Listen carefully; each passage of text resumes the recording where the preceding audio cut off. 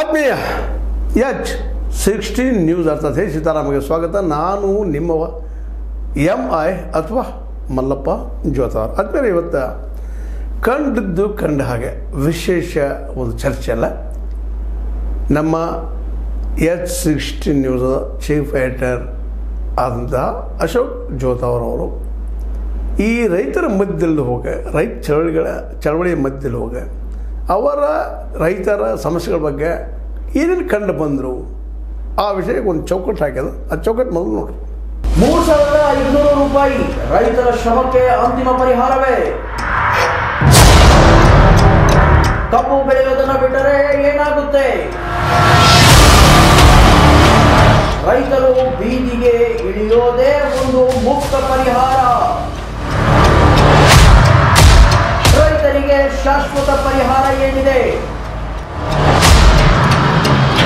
ವಿಧಾನಸಭಾ ಅಥವಾ ಸಂಸತ್ತು ಇದಕ್ಕೆ ಮೂಲ ಪರಿಹಾರವೇ?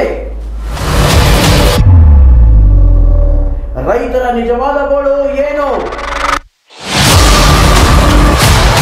24 ಪ್ರಕಾರಗಳ ಬೆಳೆ ಬೆಳೆದರೂ ರೈತರ ಸಂಕಟ ನೀಗೋದು ಯಾವಾಗ?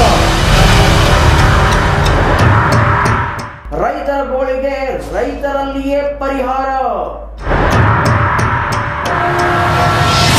ರೈತರ ಮೇಲಿನ ಅನ್ಯಾಯ ಹೇಗೆ ತಡೆಯುವುದು? ಆದ್ಮೇಲೆ ಇಲ್ಲಿವರೆಗೆ ಕೇಳಿದ್ರಲ್ಲ, ಏನಪ್ಪ ವಿಶೇಷವಾಗಿ ಈ 3,500 ರೂಪಾಯಿಗಳನ್ನು ಸರ್ಕಾರ ಅಥವಾ ಈ ಮ್ಯಾನೇಜ್ಮೆಂಟಲ್ಲಿ ಅಥವಾ ಮಾಲೀಕರಲ್ಲಿ ಶುಗರ್ ಫ್ಯಾಕ್ಟ್ರಿ ಕೊಟ್ಟರೆ ಇವರು ರೈತರೆಲ್ಲ ಸಮಾಧಾನ ಆಗ್ತಾರಂದ್ರೆ ನೀವು ನೋಡಿದಂಗೆ ನಿಮ್ಗೆ ಅನಿಸಿಕೆ? ಸರ್, ಇಲ್ಲಿವರೆಗೂ ಅದನ್ನೆಲ್ಲ ನಾನು ಅಲ್ಲೆಲ್ಲ ನೋಡಿದ ಹಾಗೆ ಒಂದು ಮಾತೇನಪ್ಪ ಅಂತಂದರೆ 3,500 ಇವಾಗ ಸಿಕ್ಬಿಟ್ರೆ ದೇ ಆರ್ ಹ್ಯಾಪಿ ರೈಟ್ ನಾವು. ಎದ್ದು ಹೋಗ್ಬಿಡ್ತಾರೆ, ಮುಗಿಸ್ಬಿಡ್ತಾರೆ, ಅದನ್ನು ಮುಗಿಸಾದ್ಮೇಲೆ ಮತ್ತೆ ಏನಂತೀರ ನೀವು, ಅವ್ರಿಗೆ ಮತ್ತೆ ತಮ್ಮ ದೈನಂದಿನದ ಒಂದು ಚಟುವಟಿಕೆಗಳನ್ನು ಸ್ಟಾರ್ಟ್ ಮಾಡಿಬಿಡ್ತಾರೆ. ಆಯಿತು, ಇದು ಎಕ್ಸಾಕ್ಟ್ ಆಗಿ ಅಲ್ಲಿ ಇರ್ತಕ್ಕಂತಹ ರೈತರ ಒಂದು ಮನಸ್ಥಿತಿ.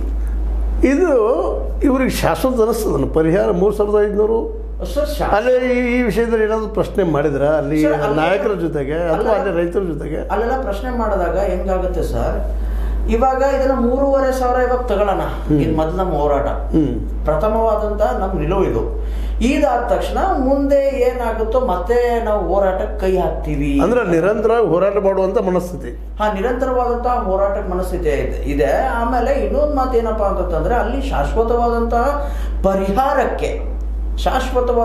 ಪರಿಹಾರಕ್ಕೆ ಒಂದು ಏನಂತಾರೆ ನೀವು ನಿಲುವನ್ನ ಇಡ್ತಾ ಇಲ್ಲ, ಚಿಂತನೆ ಇಲ್ಲ ಅಂತ ಅನಿಸ್ತಾ ಇದೆ. ಅಂದ್ರೆ ನಾ ಏನಂತೀನಪ್ಪ ಇಲ್ಲಿ ಅಂದ್ರೆ, ನೀವು ನಿರಂತರವಾಗಿ 2,000 ವರ್ಷಕ್ಕೊಮ್ಮೆ 3 ವರ್ಷಕ್ಕೊಮ್ಮೆ ಈಗ ನೋಡಿ 5-6 ವರ್ಷ ಹಿಂದೆ ಆದಂಥದ್ದು. ಹೌದು, ಈಗ ಮತ್ತೆ 5-6 ವರ್ಷ ಮುಂದೆ ಹೋಗ್ತದ.